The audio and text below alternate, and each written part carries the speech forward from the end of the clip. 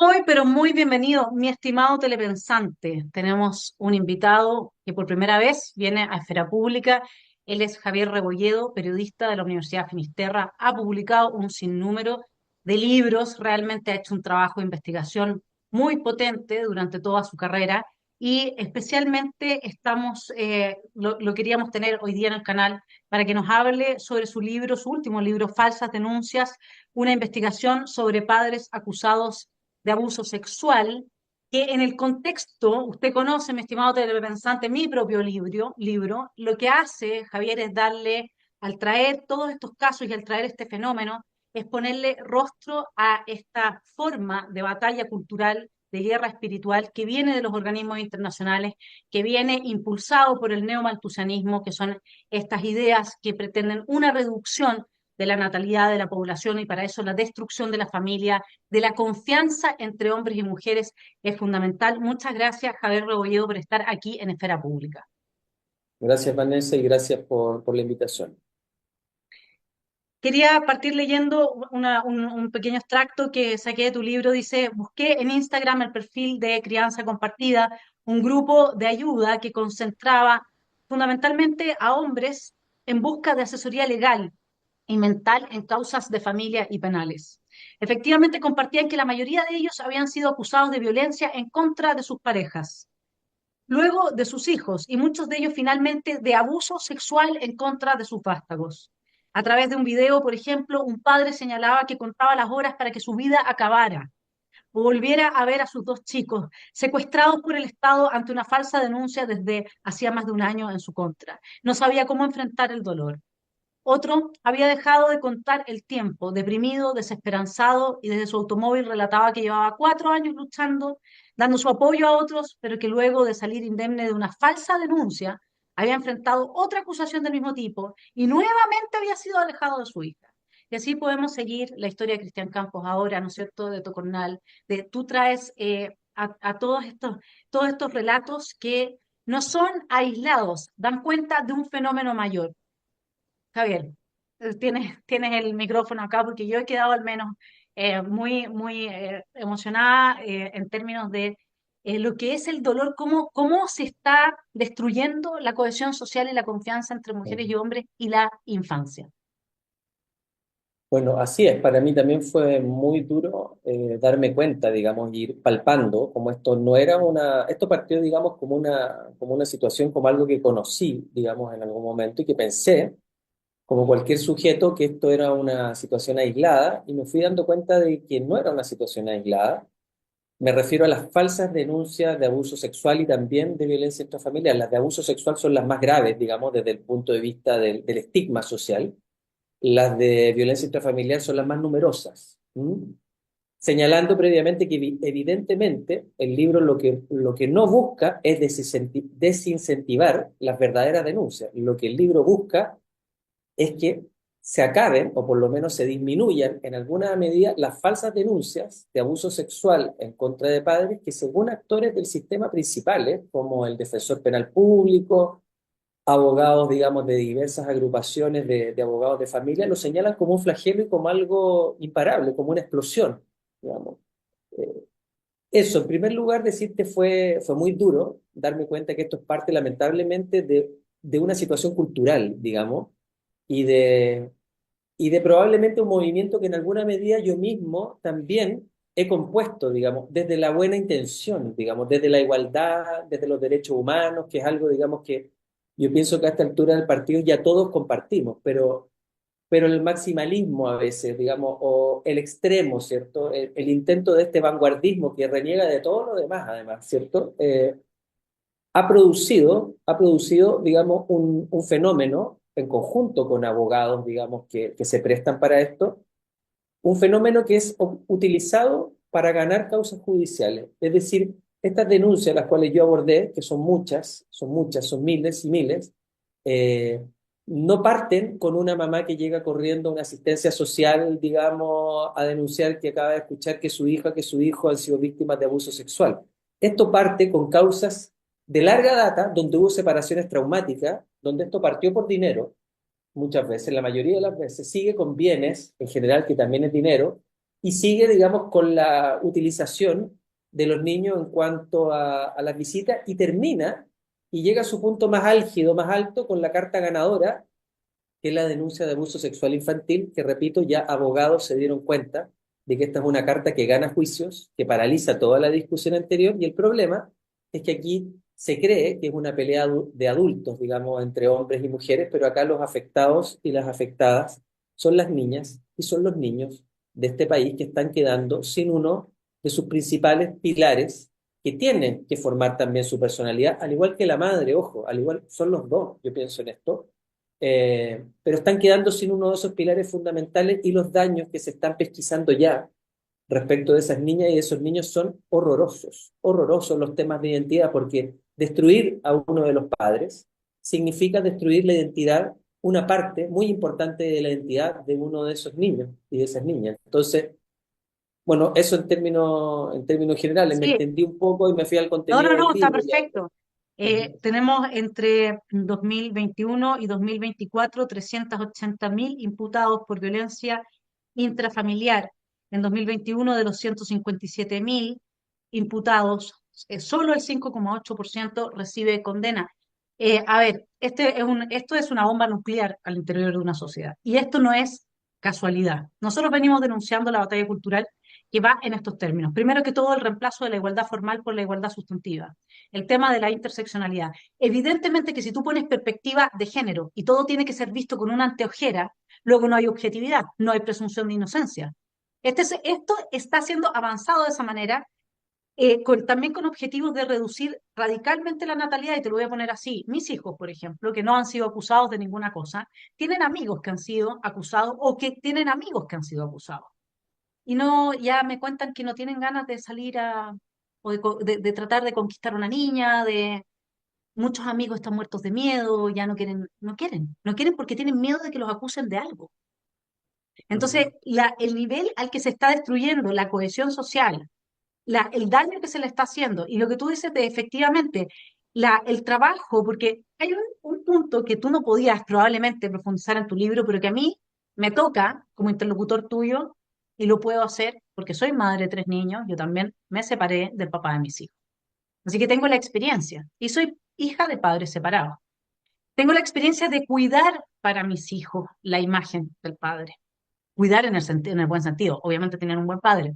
Pero las madres que se enojan, esa violencia que también está en las cifras acá, las que más violencia con los niños tienen, etcétera, son mujeres. Entonces, lo que quiero desmontar con esto es la utopía, la visión utópica que hay detrás de la perspectiva de género. esto de que hay un patriarcado. Es que entonces, desde 2000 años, los próximos 2000 años que vayamos las mujeres a la guerra y moramos nosotros a la guerra y no los hombres. No es que hay una desigualdad ahí.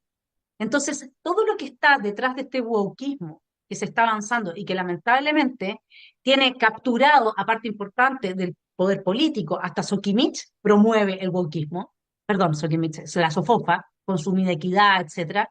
Todo esto está terminando en lo que tú dices hacia el final de tu libro, que es una sociedad que sin infancia no puede proyectarse, no puede tener futuro.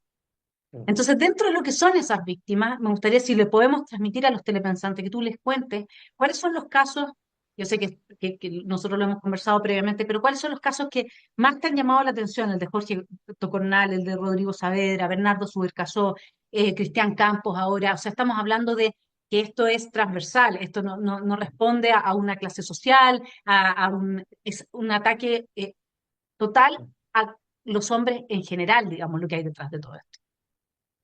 Y bueno, mira, primero te quería mencionar, digamos que cuando yo escribí El despertar de los cuervos, digamos, cuento la historia ahí de una niña mujer, digamos, que sufrió graves violaciones a los derechos humanos, y ella me contaba que durante su infancia, y estamos hablando de los años 60 probablemente, cuando su padre le pegaba a su madre, ella iba a Carabineros y Carabineros le decía que eso era asuntos de familia. Entonces, ella tuvo que aprender a mentir y a decir que estaban robando en su casa para que los carabineros fueran a quitarle a su papá que le estaba pegando a su mamá. Entonces, estamos ahí, por ponerlo de alguna forma, en un no te creo absoluto, Claro. ¿cierto? Social. ¿Qué pasa?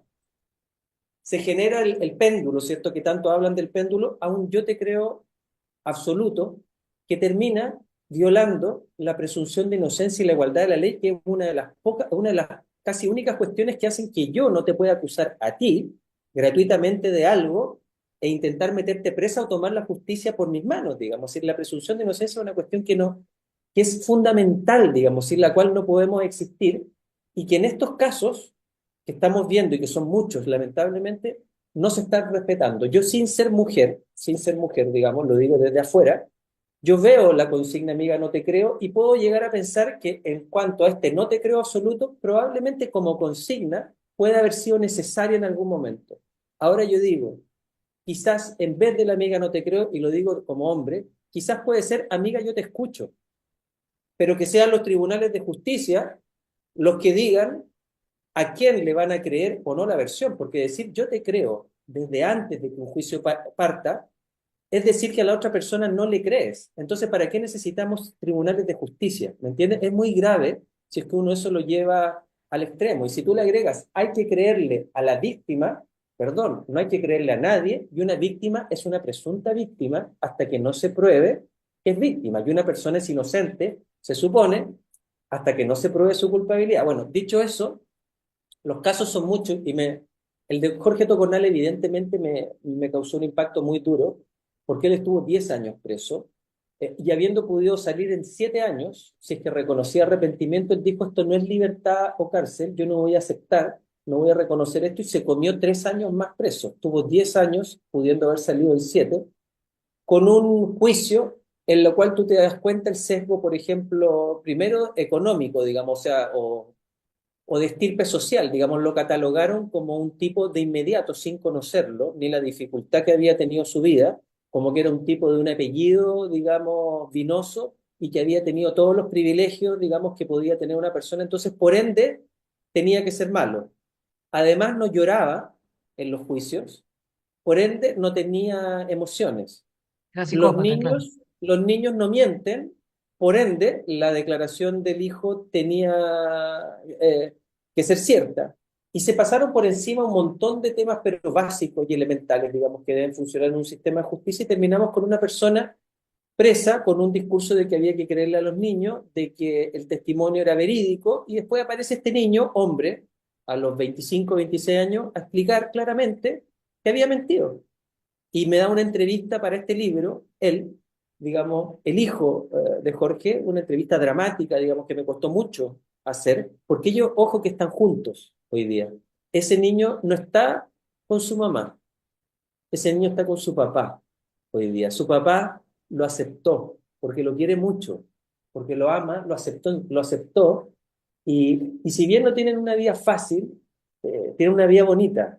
Tienen una vida bonita porque imagínate que es como para pensar o sentir que a pesar de todo, lo terrible que puede pasar con esto y la destrucción que se intenta, eh, finalmente el cariño igual prevalece, o prevaleció por lo menos en este caso.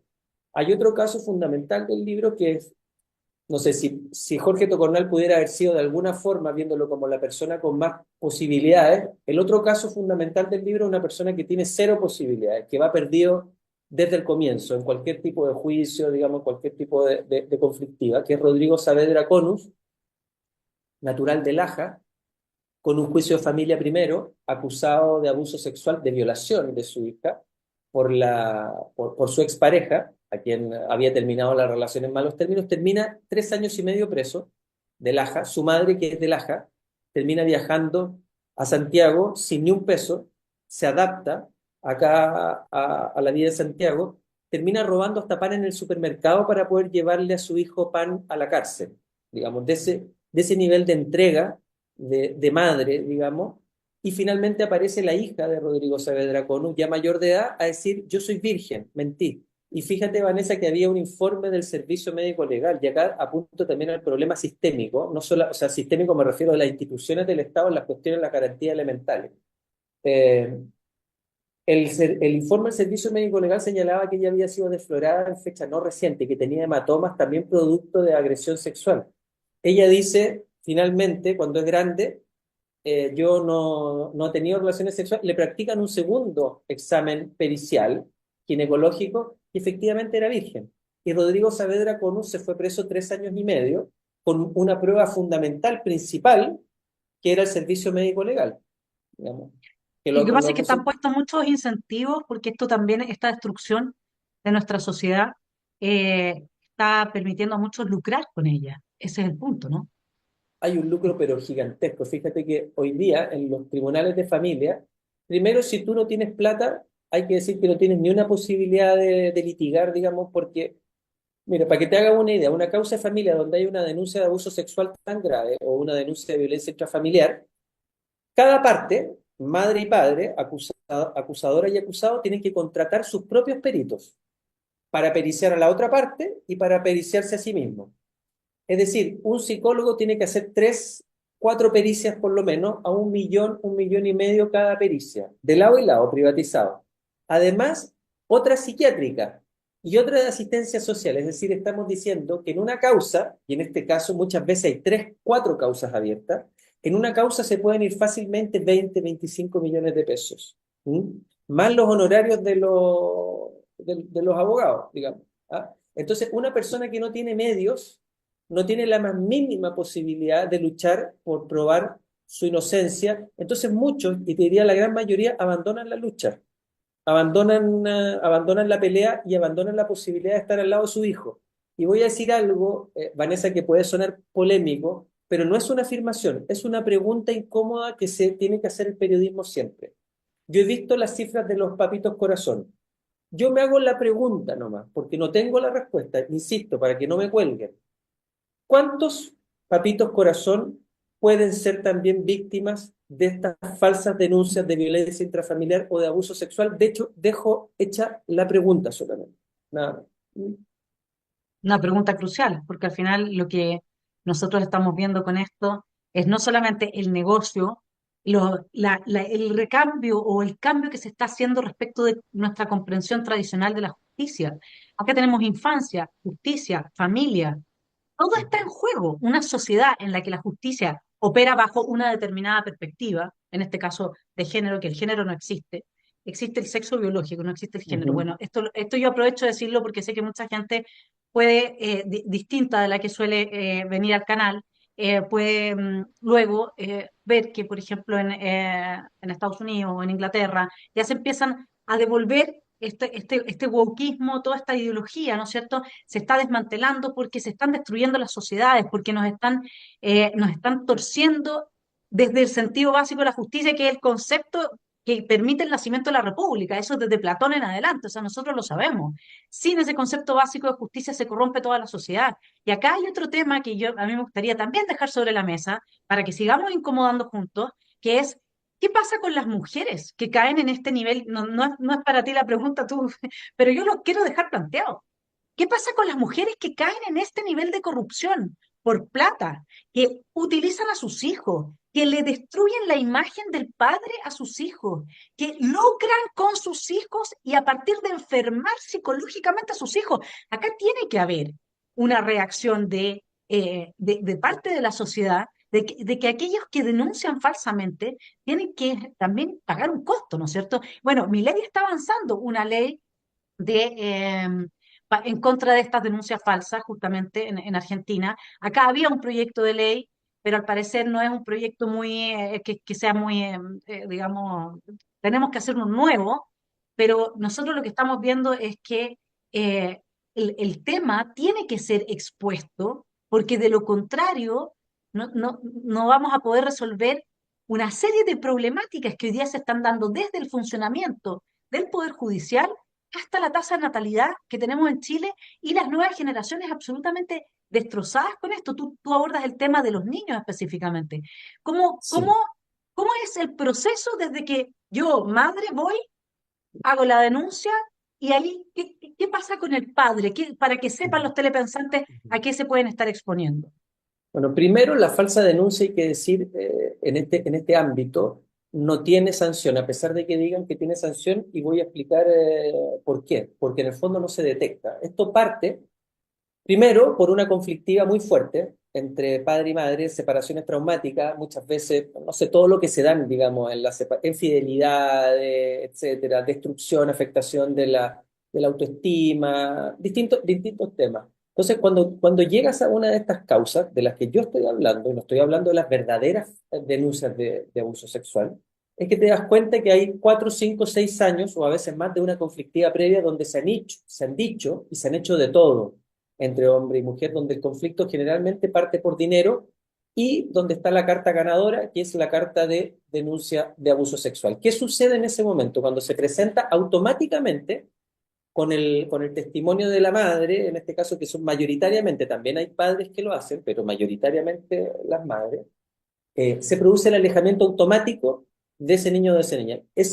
Ahí pasan 6 meses por lo bajo, 5 o 6 meses, hasta que un organismo técnico privado del Estado, o sea, que colabora con el Estado, pero que es privado, una corporación generalmente, colaboradora, además de los peritos, este otro negocio, pero ese organismo privado va y lo ve y le dice al juez, ojo, que acá hay una conflictiva de 5 o 6 años, ojo, que le hicimos una pericia a este niño, a esta niña, y no presenta indicadores de abuso sexual, ojo, que el papá tampoco presenta indicadores de abuso sexual y ojo que hay un ganancial en todo esto. Le da todos esos elementos y le dice, acá hay probablemente una pelea y este niño o esta niña igual ha sido muy afectado, digamos, por esta pelea entre adultos. Hay una vulneración grave de derechos, por ende nosotros le recomendamos, señor juez, señora jueza de familia, que derive a esta niña o a este niño a un programa en reparación en maltrato grave y abuso sexual, se llaman los PRM a nivel nacional. De ahí se produce, digo yo, el secuestro, la violación a derechos humanos fundamentales y el secuestro del niño o la niña, porque ese organismo, PRM, tiene un año más o menos de lista de espera durante el proceso el cual el padre no tiene ningún contacto con su hija, con su hijo. Ya lleva 6 meses, más un año de lista de espera, un año, 6 meses. Y cuando pasa ese tiempo, el PRM toma esta causa y le dice al juez, ¿sabe qué? Usted me derivó a todo el grupo familiar, pero yo no voy a atender a todo el grupo familiar, porque por orientaciones técnicas yo no puedo atender a un potencial agresor sexual. Y si bien el organismo primero, digamos, de diagnóstico dijo que no habían los indicadores, yo digo que pueden existir los indicadores que no sé en el fondo, así que no voy a trabajar con un hombre. Y eso lleva a que ese papá que llevaba un año y medio ya separado de su hijo, pase un año y medio más. Entonces, cuando termina este proceso en el cual el PRM llega a la conclusión de que no había abuso sexual, ese padre lleva ya 2 años y medio, 3 años separado de su hijo. Y en la parte penal, porque todo esto, como es muy grave, se denuncia en familia, se investiga en familia, pero se investiga también paralelamente en la parte penal. En la parte penal, la fiscalía, en virtud de una ley, que es una ley, digamos, que previene el abuso sexual del año 2019 y que declara la imprescriptibilidad de los delitos de abuso sexual en contra de menores. Esto quiere decir que, y es cierto en varios casos, que la develación puede venir 40, 50 años después, pero en virtud de esa ley, hoy día, a los padres que no les encuentran pruebas de abuso sexual, no les dan la inocencia, les dan un sobreseimiento temporal o un archivo provisional. Y con ese cartón, con ese papel, no les alcanza el estatus para querellarse por una falsa denuncia. Entonces la cifra de falsa denuncia nunca va a existir porque los tribunales de justicia en la parte penal no están otorgando lo que debieran otorgar, que es la inocencia.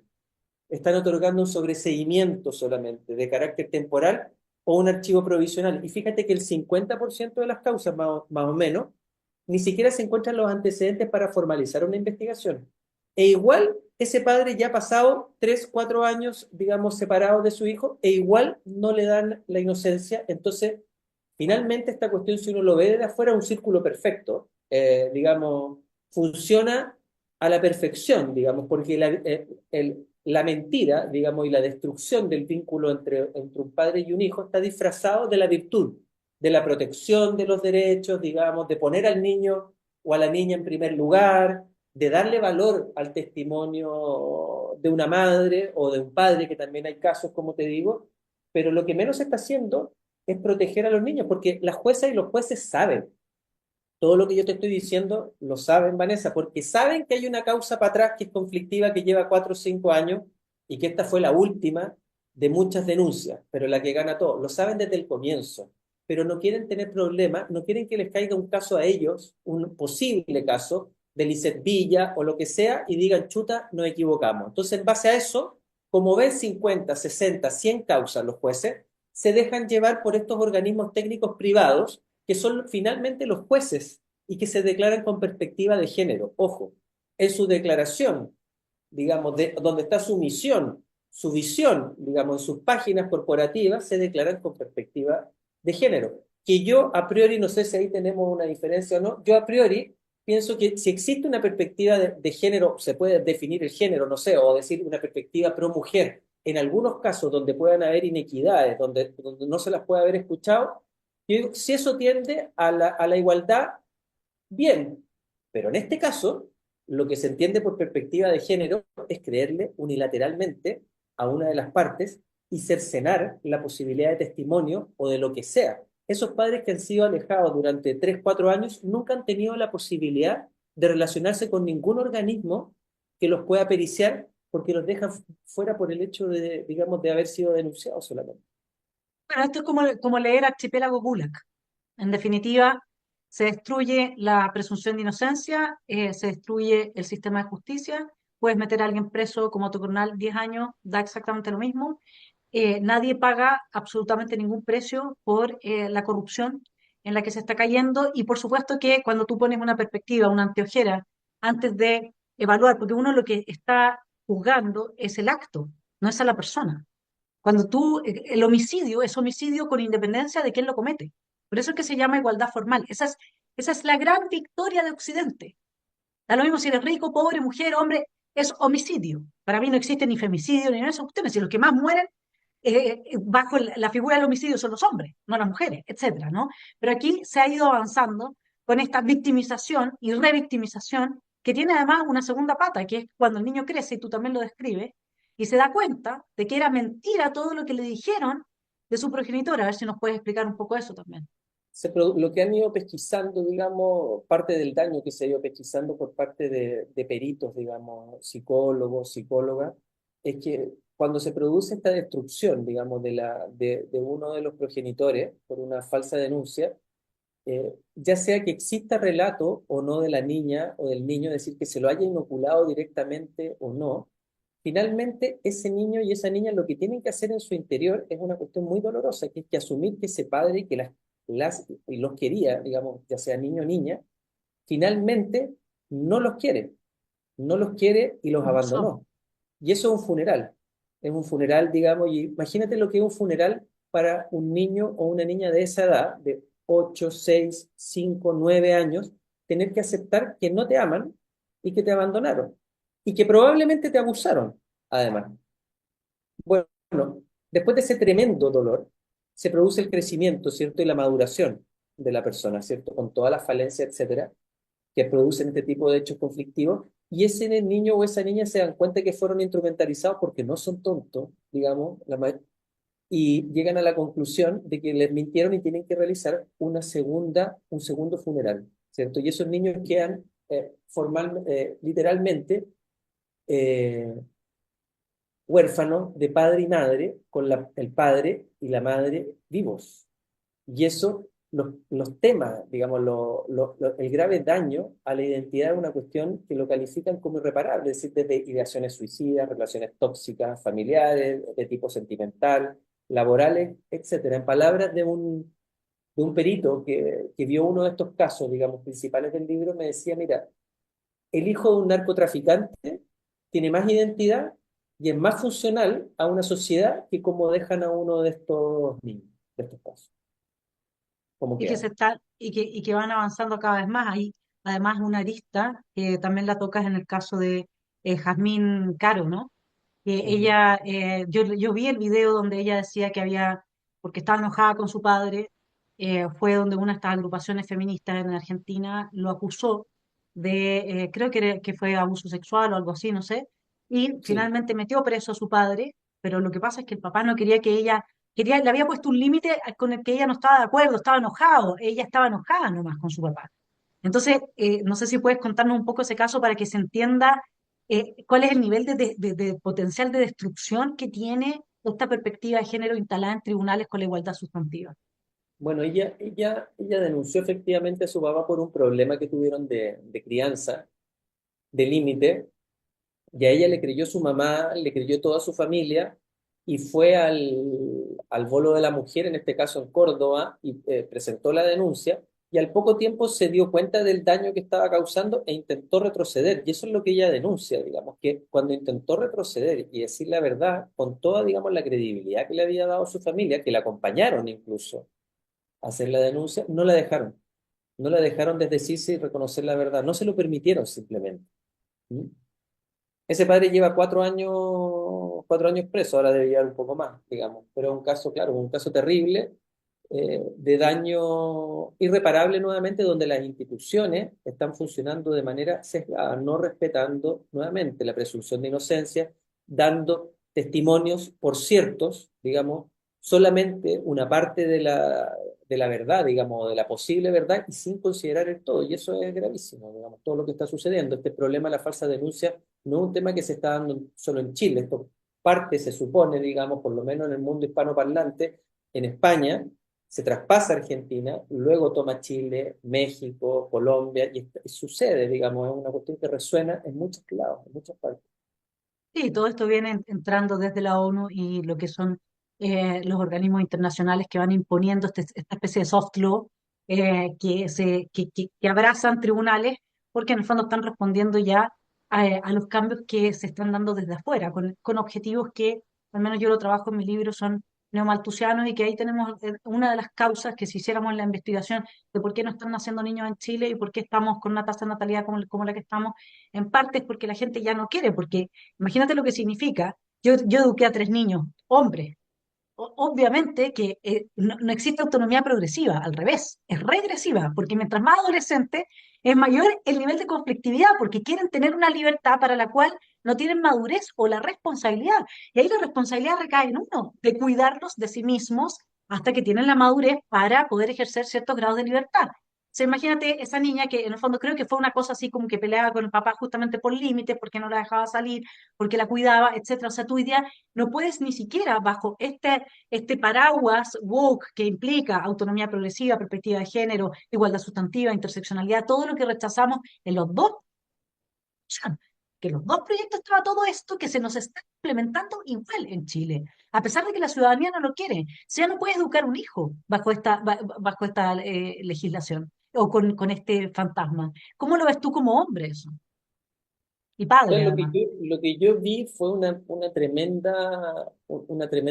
daño irreparable, como te digo, pero irreparable en los niños. En las familias una vergüenza muy fuerte, digamos, porque estas cuestiones además tienen un daño, un daño que es irreversible, porque si a una persona la acusan de eso, que es lo peor, entre paréntesis, que se le puede acusar a un ser humano, abusar sexualmente de su hijo, después ese círculo, esto lo grafica muy bien una película danesa que recomiendo que se llama La Cacería, el círculo que hay alrededor, siempre queda con la duda, porque es tan grande el bien que se está custodiando, que es la indemnidad sexual de un niño, que una persona que es acusada, incluso si es encontrada inocente, las personas que lo conocen menos, pero que son parte del círculo, no sé, de la junta de amigos, lo que sea, siempre van a preferir ponerle un ojo a esa persona. Entonces, y acá también otra cosa que me di cuenta, que cuando se hace esto, se destruye una familia completa, porque creyendo destruir a un padre, o en una pelea adultocéntrica, ojo, que ese padre puede tener una pareja y ese niño o esa niña pueden tener una madrastra. Ese objeto de acusación de abuso sexual puede ser una niña que después se va a transformar en una mujer que va a ser afectada por él. Ese padre que ha sido acusado tiene una madre, es decir, ese niño o esa niña tiene una abuela, tiene un abuelo, tiene tíos, tías también. Entonces, la destrucción que se produce, yo no sé, bueno, pero muchos conocemos, digamos, el ejemplo, la experiencia de lo que significan los hijos dentro de la familia, cómo cambian todas las dinámicas y todos, digamos, funcionan, valga la redundancia, en función de este nuevo elemento de la familia, de este nuevo cariño incondicional, digamos, y cuando se quita ese elemento, deja pura muerte y puro dolor alrededor de todo, esparcido en todo este núcleo y este grupo familiar. Entonces te podría decir que el daño es incuantificable e irreparable. Mira, yo te puedo decir que son cientos de miles de casos, aunque fuera uno, aunque fuera uno. Es el discurso de los derechos humanos, ¿o no? Que aunque Claro. fuera uno, ¿cierto? Es fundamental. En este caso no es uno, son muchos, son muchos. Pero además en este caso nosotros tenemos una situación que es muy distinta de la que pueda darse en una eventual violación de derechos humanos por una guerra, un caos interno o lo que sea. Acá lo único que hay es una separación traumática, como dices tú, que despierta en una de las partes el incentivo a seguir un camino de total autodestrucción de su familia, solamente por venganza o por dinero o por... Entonces, esto, no, esto es bastante más claro que aquí hay una víctima de esta situación, que es el que es falsamente acusado, y que no es que tú estés en un contexto en que quizás, mira, como levantó la pistola, el otro tuvo que dispararle. No, acá no hay matices. Aquí es tan evidente lo que la batalla cultural está dejando en reguero de muertes de alma, de corazón, de lazos, de vínculos y de posibilidades también, porque justamente las nuevas generaciones, al ver que a los hombres les pasa esto, yo lo digo porque uno de mis hijos me decía, mira, ¿sabes qué? Decidí vivir sin miedo, porque sé que todos los días me puede pasar que por cualquier cosa, porque miré, porque dije, por lo que no dije, por cualquier cosa me pueden acusar de algo. Si tú vas con la ley Karina, es exactamente eso. Lo que no dijiste y que se interpretó. Son puras legislaciones que tienen ese objetivo de destruir a nuestra sociedad, de destruir la cohesión social. Tú partes con el tema de la fragilidad de la confianza. Justamente, una sociedad en la que no hay confianza interpersonal no subsiste. Entonces, el plan, digamos, que uno lo ve porque está implementado en prácticamente todo Occidente, es clarísimo. Y haber hecho este trabajo, Javier, o sea, yo te lo agradezco porque es haberle puesto el rostro, el nombre a lo que nos están haciendo. Sé que tienes que ir ahora a un compromiso, Venida así es que con no mi te voy a hijo. tomar más tiempo, pero yo quiero dejar a todos invitados realmente a hacerse cargo de lo que significa este tipo de legislación que deriva en este fenómeno ahora que Javier denuncia en su libro Falsas denuncias, valga la redundancia, que está en editorial Planeta, ¿ok?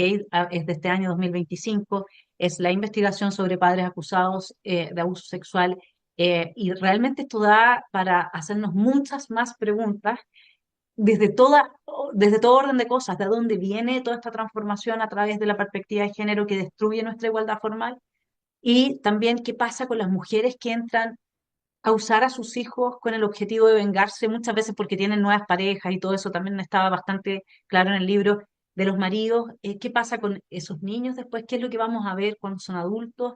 O sea, esto es realmente hacerse cargo de esto es imperioso. Esperemos que desde el Congreso también se avance en algún tipo de legislación que pueda contrarrestar esto, y empezando porque mi proyecto estrella, si es que en algún momento salgo electa o me postulo a algo, va a ser suprimir toda aquella legislación que tenga la palabra género, porque con eso volvemos a la igualdad formal, que es donde la presunción de inocencia tiene el lugar que cabe y bajo la cual probablemente muchos de estos casos no los estaríamos sufriendo y contando como sociedad, así como tú lo haces en tu libro. Gracias, Javier. Y sigue adelante, por favor. Muchas gracias, Vanessa, por la oportunidad. Te mando un Un abrazo abrazo grande. grande. Cuídate. Chao. Mi estimado telepensante, no puedo terminar este programa sin hacer un llamado a todas las madres que están denunciando falsamente a los padres de sus hijos. Lo que te estás haciendo a ti misma es destruirte. Estás destruyendo tu legado, tu trascendencia. Tu hijo no se va a recuperar nunca en su vida de lo que estás haciendo. Tu hijo necesita a su padre. Y todos los problemas económicos tienen otras vías de solución. No denuncies falsamente al padre de tus hijos. No te cargues para siempre con esa culpa en tu conciencia, una culpa de la que no te vas a recuperar jamás. No quiero hablar aquí en términos teológicos o cristianos, porque está claro que una persona que hace eso solamente tiene lugar en el infierno. Pero el infierno está aquí en esta tierra, y es lo que le están haciendo a sus hijos cuando los privan de sus padres y a sus exparejas, que por muchos problemas que en algún momento podemos llegar a tener, nada justifica que se mienta sobre ellos con, como bien lo dice Javier Rebolledo, atribuyéndoles el crimen más horrendo que existe, que es la violación de un padre a sus hijos. La mujer que cae en esto, porque es un buen negocio, la mujer que avanza esto, tiene que estar consciente de que el daño que está haciendo, no solamente a ese hombre al que odia, a sí misma, a sus hijos, a su lado, a su alma, es irreparable, irreversible e imperdonable. Como dice Hannah Arendt, hay crímenes que no se pueden perdonar porque ni siquiera tenemos palabras para describir lo que significa. Estás dejando a tu hijo huérfano.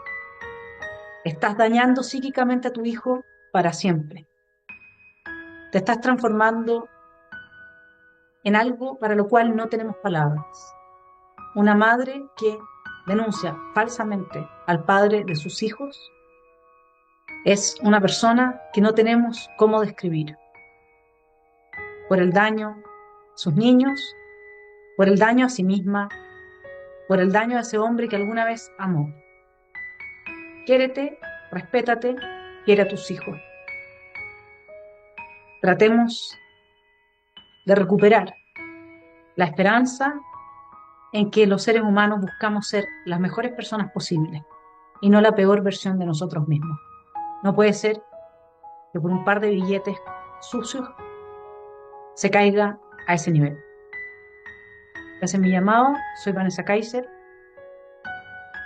una mujer, madre de 3 hijos, hermana de 5 hombres, que he vivido toda mi vida en el mundo de los hombres y como tal tendría muchas historias también que contar sobre sus fragilidades y sus caídas. Pero estamos acá para salir adelante, para apoyarnos, para unar las buenas voluntades. Y por eso es que invité a Javier Rebolledo, que yo sé que muchos de ustedes me pueden decir que es una persona más bien de orientación de izquierda. Sí, pero aquí es donde nos damos cuenta de lo que es ser chileno, lo que es amar nuestro país, lo que es amar a los niños, lo que es sufrir juntos por un flagelo que nos está destruyendo como sociedad. Así que espero que a alguien le llegue, que a alguien le llegue este llamado a, a recuperarnos de la descomposición, la degradación, la perversión, la corrupción, la esquizofrenización que la nueva izquierda ha instalado a través de su batalla cultural, afectando a todo Occidente. Ese es el llamado. Quiérete, quiere a tus hijos, y perdónalo si es que en algún momento se equivocó. Nada, absolutamente nada, amerita, justifica una denuncia falsa en contra del padre de tus hijos.